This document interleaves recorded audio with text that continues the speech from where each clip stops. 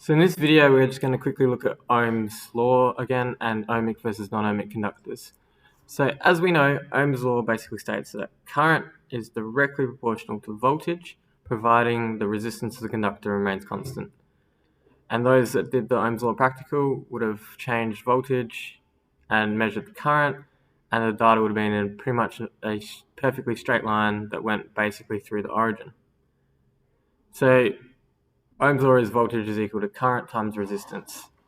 So we know the equation of a straight line is y equals mx plus c, and if our y-axis is voltage and our y-intercept is 0, our x-axis is current, then the gradient of our line is the resistance.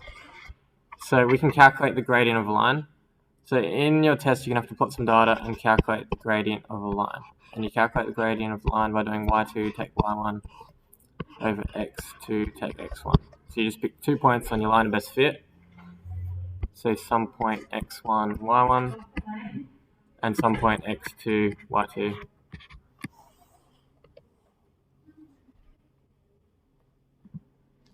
So as I said on this slide here, the resistance of this graph will be the gradient.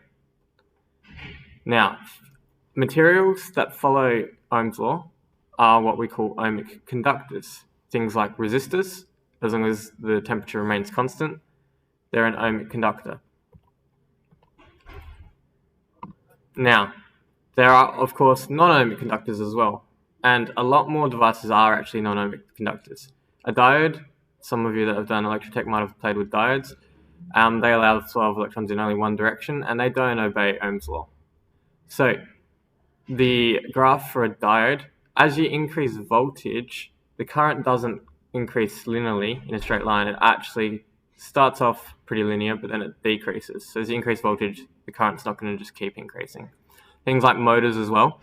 As you increase the voltage flowing through a motor, or voltage through a motor, the motor is going to heat up, and the current isn't going to keep increasing linearly. It's going to slow down. It's going to have a curved line.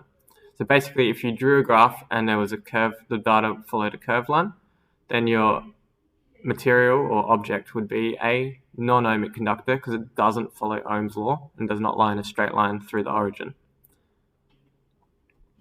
So that's pretty much all you need to know about ohmic and non-ohmic conductors. There will be a question in the test where you need to plot some data. If it's in a straight line, you need to be able to calculate the gradient of the straight line.